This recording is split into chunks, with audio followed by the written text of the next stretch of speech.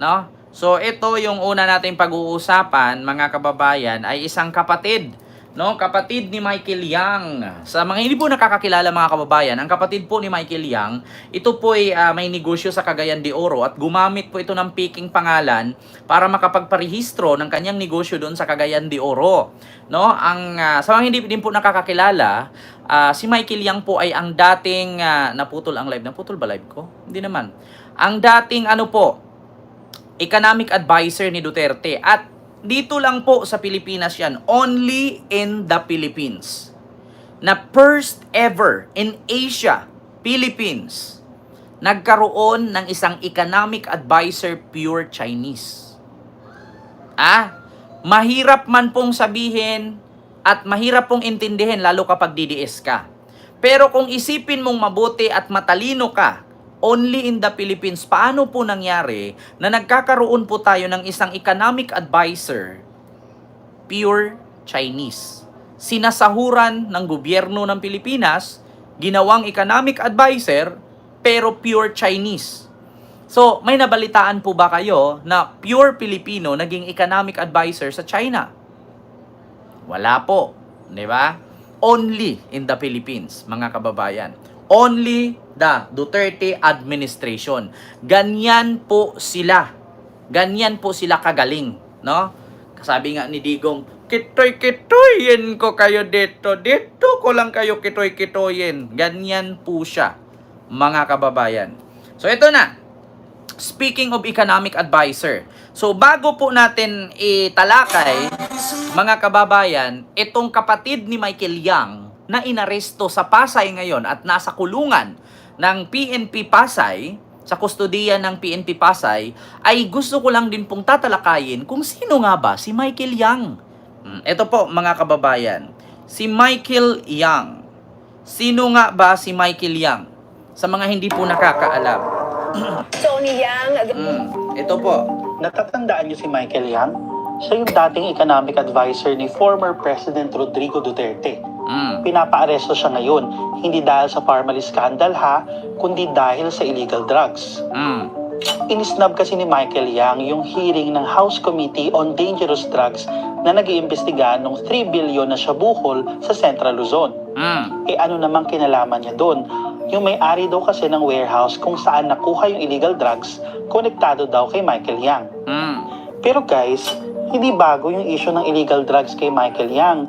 Because as early as 2017, sinabi na ng dating anti-drug cop na si Eduardo Asierto na may possible link si Michael Yang sa illegal drugs. Pero ang nangyari kasi, sabi ni Asierto, inisnab lang daw ni former President Rodrigo Duterte at ng Philippine National Police yung report niya tungkol kay Michael Yang. Fast forward to 2021, narinig na naman natin yung pangalan ni Michael Yang. Dahil naman yan sa Parmali. Ito yung contractor na nakakuha ng bilyong-bilyong pisong mga kontrata para sa mga PPE na substandard naman as it turned out. Mga kababayan, bago ko ipagpatuloy, ito po ay galing sa Rappler Rappler po yan. Mga kababayan, sa mga hindi po nakakaalam, yung sinabi ng Rappler dito na bilyon-bilyon na Parmali, yan po yung sinasabing substandard. Alam nyo ba ibig sabihin ng substandard? Yan po yung umorder ang Pilipinas ng kagamitan para gamitin nung panahon ng pandemic. Isa na din yung face shield, face mask, yung mga PPE, yung mga sinusuot na mga nurses, mga doktor, di ba? Yung mga frontliners, tinatawag nilang frontliners. Lahat po ng ginagamit ng mga frontliners doon at ginagamit ng tao na dinistribute sa Pilipinas na napakamahal na halaga, bilyon-bilyong peso ang halaga, galing po yun sa China kay Michael Yang. Sapagkat bagamat di umano, mga kababayan, yun pong mga gamit na yun ay mga substandard. So sa madaling salita, nabudol po tayo ng gobyerno ni Duterte. Gumastos ng bilyon-bilyong peso. Tumanggap face mask. Isang box ng face mask, magkano ang halaga? Pag isuot mo, putol na. Doon po tayo nabudol sa gobyernong Duterte kay Michael Yang. Sunod, recently, sa issue ng Pogo, nadawit na naman. Sa mga hindi din po nakakaalam, si Michael Yang po ay nadawit din po sa Pogo. Alam niyo naman po ang ibig sabihin ng Pogo kung saan marami pong na-scam, maraming nabudol, at higit sa lahat, napakulong po dito si Alice Gowo Huaping na totoong pangalan at mayor nga ng Tarlac, Bamban Tarlac. At sangkot din po dyan si Harry Roque na kung saan ngayon ay nagtatago sa ibang bansa at nagsisik ng asylum, hindi naman inaprubahan. At sa madaling salita, si Harry Roque po ngayon ay pugante. Ngayon mga DDS, hindi pa rin ba kayo magigising? Sino nga po ba ang tulay dyan na kung bakit ang Pogo, ang Parmali at si Harry Roque ay nakatakbo ng hindi oras? Si Digong pa rin. Continue. Sa madaling salita, magna po talaga sila. Yung pangalan ni Michael Yang. Pero ang catch ng lahat ng to, wala ngayon sa Pilipinas si Michael Yang. Nasa Dubai daw, sabi ng House. So with that, mukhang mahaba pa yung tatakbuhin ng istorya na ito. At kung interesado kayo sa marami pang impormasyon at mga istorya, please follow us on Rappler. Alam nyo na, yun po ang kadahilanan mga kababayan na si Michael Yang ay isa pong tarantado. At nagtaka din po ako mga kababayan na isang tarantadong tao, ginawang economic advisor ng Pilipinas at, mga kababayan, hindi po ba kayo nagtataka? Pinagkatiwalaan ng mga Pilipino sa pamamagitan na magaling si tatay. Nakakatulong si tatay. Para sa bayan si tatay. Pam-Pilipino si tatay. Ano yan? Alcohol? Hindi lang pang sports, pam-Pilipino pa. Hindi lang pang pamilya, pang sports pa. Eto na mga kababayan. So dito na. Ang kapatid naman ni Michael Yang. Tony Yang, the brother of former presidential economic advisor Michael Yang, is arrested in Pasay. The arrest was based on a warrant issued last November for falsification of public documents, perjury, and illegal use of aliases. The Chinese national allegedly used fake Filipino identities to register businesses in Cagayan de Oro. Authorities say Yang is also... Biroin ninyo, mga kababayan, ang lakas ng loob nilang gumamit ng mga peking pangalan at magtayo ng businesses. Di ba? Hindi nyo ba alam mga kababayan, gusto ko po kayong bigyan ng aral. Sa mga hindi nakakaalam lalong-lalo na mga busy sa trabaho at lalong-lalo na mga DDS na kahit paliwanagan mo yan, mga bubo pa rin yan. Ito po, alam nyo ba na kapag ikaw po isang foreigner at hindi ka po rehistrado sa Pilipinas, di ka po pwedeng makapagpatayo ng business. Ganon din po sa mga Pilipino na kahit ilang taon ka na doon na nakatira, nakatrabaho, or may asawa kang kano or mga nationality ng bansa na inyong tinitirhan, ay hindi ka basta-bastang makapagpatayo ng businesses. Pero ang ginawa nila, bakit nga ba ang lakas ng loob nitong kapatid ni Michael Yang na magtayo at mameke?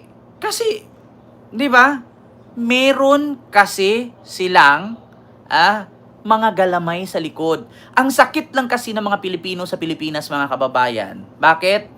Sa customs pa lang, bibigyan ka na ng 1 milyon, nakakalusot na. Pagdating naman sa local government, bibigyan ka lang ng 1 milyon, nakakapag-business ka na. Yan ang sakit ng Pilipino, mga kababayan. Kayang isurrender, kayang ipagpalit ang buhay ng kapwa nila Pilipino para lang sa ikakayaman at ikakapera nila. Ganun po kasakit, mga kababayan. Aminin man natin sa hindi, may ganyan din po kasing klaseng Pilipino. Kaya nilang itayaka, kaya nilang magpabayad ng pera sa mga tsekwa, para lang sa sarili nilang pangkayamanan, pang-interes. Wala silang pakialam. Kaya nga yung iba, katulad kay Alice Gowo Huaping, nung napagbigyan ng pagkakataon na kapagpatayo ng isang farm, babuyan, manukan, tumakbong mayor. Para saan? Para maprotektahan at makapagpapasok ng mga sandamakmak na illegal na Duterte friends. Di ba? Ganun po sila, mga kababayan. Di ba? Kakapal ng mukha. Bakit nga ba ang kapal ng mukha nitong kapatid ni Michael Yang na hindi naman ito Pilipino at nakapagpatayo ng business? Kayo ba naman? Yung Pogo, malinis yan. Gusto kong Gusto kong i-explain sa inyo mga kababayan, bakit napakaraming mga Chinese national sa Pilipinas na kapag patayo ng business nang hindi naman taga dito. Di ba? Meron tayong batas mga kababayan na kapag hindi ka Pilipino at ikaw ay foreigner, bawal kang magtayo ng business. Kasi po mga kababayan, ganito po kasi ang nangyari. Ganito po kasi yan. Kaya po malakas ang loob nito, mga kababayan, nitong mga Chekwa, na magtayo kahit hindi sila rehistrado dito kasi ganito po kasi, mga kababayan. This republic Ah. as elected by you. Mm. Yung pogo na yan, malinis yan. Mm. Laro yan para lang sa kabila. Ah. But it employs 20,000 dito sa Maynila. Dito lang yung pogo. Mm. Walang pera dyan. Diretso sa Pagcor yan. They talk with Pagcor. The ambassador of China deals with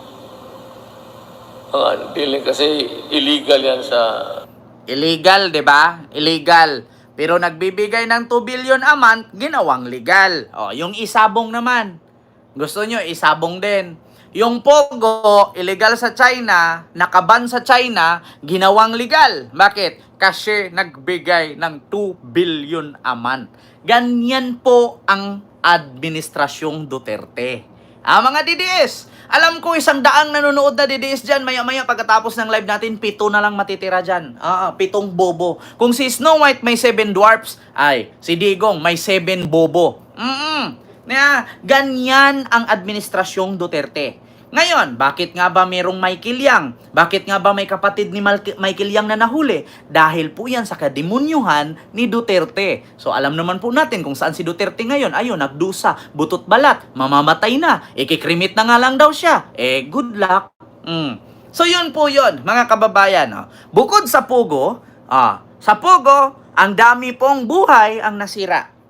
Sa Pogo, ang dami pong buhay ang na-scam. Ang pangmatrikula sa anak, ang savings, ang naipundar na bahay, naipundar na sasakyan, ipon, luho, naubos lahat dahil sa illegal na paglaro ng Pogo Sugal. Na alam naman po natin na computer po ang ating kalaban, hindi po tayo mananalo dyan. Ikaw ba naman maglalaro ka, tapos ang kalaban mo, computer, huwag ka nang umasang manalo ka. Much better siguro, maglaro ka ng sabong, yung nakikita mo mismo, buhay na manok, at may kalaban kang tao. Kasi kung magsabong ka, online ang makikita mo, huwag kang mag-expect manalo ka dyan. Bakit?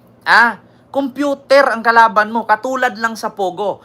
Sa Pogo, inaprubahan na kahit legal, ginawang legal kasi nagbibigay ng 2 billion. Ang isabong naman, ito naman mga kababayan, isabong.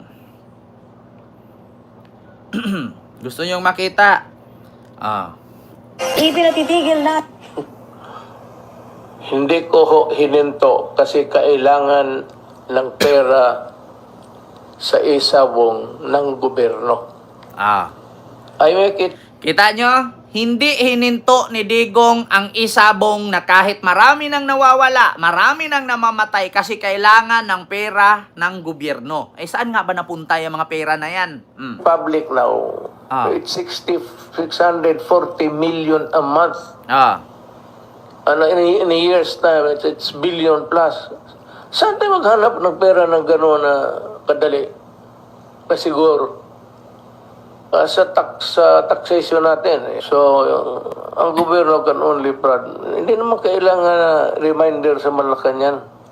Nandiyan yung BIR. So, tanongin natin yung BIR, bakit hanggang ngayon hindi na kolekta yung estate tax. So, yan ang ano dyan. Kasi maraming pumunta dito. Hindi ko na sabihin kung sino, naghingi ng suporta. Kaya late kami ngayon nag-umpisa. Siyempre, I had to talk to them. Taas ng kamay nila. Ang buhay ng... Tingnan nyo, mga kababayan. LG Vlog, hello po. Alam nyo, RPC Ball, hello. At kay OFW 127, and kay Ma'am Philly Agpuon, hello po. Kaya kita nyo mga kababayan, illegal Ang Pogo, ginawang legal kasi nagbibigay ng 2 billion. Itong Isabong, alam na ni Digong na marami nang namatay, maraming nawawala, hindi pinahinto. Bakit? Kailangan daw ng pera ng gobyerno kasi nagbibigay naman daw ng 640 million a month. Billion a year. Kaya hindi niya hininto. Hayaan na lang niya na may mawawalang sa bungero, hayaan na lang niya na may mapapatay na sa bungero, kasi nga, kailangan daw ng pera. Para saan ba yung pera, mga kababayan? Puro na lang pera ang nasa isip. Samantalang, ang laki ng utang na iniwan niya, pero ang laki daw ng binayad nitong Isabong at Pogo, wala naman tayong nakita kung saan napunta. Di ba? Bumili ng kagamitan sa pandemic, puro substandard. Gumastos ng pera sa bill, puro substandard. Tingnan ninyo, yung tulay nagsibigayan. Di ba? Kaya nga dapat hindi na Duterte apelido ito, Duterte. Yeah? Doing dirty. Di ba? Kaya, naku, mga DDS, hanggang ngayon, bobo pa rin ba kayo? O saan dyan nagpakabungol-bungulan lang kayo? Huwag kayong magsabi dyan na, manahimik ka, Kent. Nakinabang kami. Natulungan kami ni Tatay Digong nung pandemic. Binigyan kami ng 8,000 ng DSWD. Binigyan kami ng 3 kilong bigas, 1 dosinang itlog, 2 manok, 1 litrong oil. Malaking tulong na sa amin yon. Hindi nyo ba iniisip? Props lang yun. Pampalubag-loob lang yung sinasabi nyong 8,000 sa DSWD nung pandemic. Pero kung tutuusin, bilyon-bilyon po ang nawawala sa atin. Huwag nyong idahilan yan na natulungan kayo nung pandemic. Natural kunin nyo yun kay pera nyong tax na binayad nyo yun sa gobyerno. Na kahit wala kang trabaho, nagbabayad ka ng tax. Yeah. Yan ang laging idadahilan ng mga DDS. Nakatulong yan nung pandemic. Kung wala si Digong, patay kami. Putang ina. Sa tingin nyo, si Digong lahat gumalaw doon. Si Digong nagmando lang, nakaupo lang yan. Walang ginagawa yan sa Malacanang, nakaupo lang yan. Pipirma lang yan doon. Ito, dalhin mo doon. Ito, ganun lang. Walang ginagawa yan. Hindi yan siya yung nagagamot sa mga nagkasakit ng COVID. Hindi rin si Digong yung nagbubuhat ng mga supply. Hindi din si Digong nagpo-process ng pagbibigay ng pera. Nakaupo lang yan doon. Tapos sabihin nyo, malaki utang na loob ninyo kay Digong. My God. Paano naman yung mga namatay? Yeah? Yung mga DDS, huwag yung idahilan na malaking tulong si Digong. Karapatan lang din ni Digong na ibigay yan sa inyo kay pera nyo yan. Yeah? At karapatan ninyong kunin yan kasi pandemic. Alam nyo ganito mga kababayan. Alam nyo ba na may pandemic o wala, ang gobyerno merong inimbak na pera yan for calamity crisis. For crisis. May pera yan, calamity fund na nakasaad. Na may bagyo, may dilubyo, may pandemya o wala. Merong nakapundong pera niya na kahit sinong presidenteng nakaupo, kailangan i-release yan. Tignan nyo ang Japan. Ganyan. Bawat bansa, meron niyang tinatawag na calamity fund. Not only in the Manila, but also in the whole Philippines. Maskin yung bawat lugar ninyo, meron niyang mga calamity fund na nakapundo. Yeah. Kaya wag kayong magsabi na malaking naitulong ni Digong noong pandemic kasi hindi pera ni Digong yan. Pariho lang yan kay Bongo na sinabing malasakit. Hindi kay Bongo yan. Pera natin yan. Pera ng tax ng taong bayan yan. Nakalaan na yan na tinatawag na calamity fund. Yeah. Sa Amerika nga Kaya nga si Inday Runeng, yung vlogger na nagda-dumpster dive, na namumulot sa basura na ang daming pagkain kasi every week sa Amerika, may calamity o wala, meron silang pinupundong pagkain. Pag hindi yan nagagamit, itatapon yan. Yang tawag dyan, calamity fund. Yeah.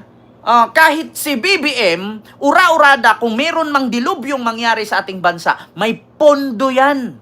Kaya wag niyong sabihin na malaki ang natulong ni Digong nung pandemya. May pera na yan, nakahanda, may bagyo o wala, may dilubyo o wala, may pandemic o crisis o wala. May perang nakapundo yan.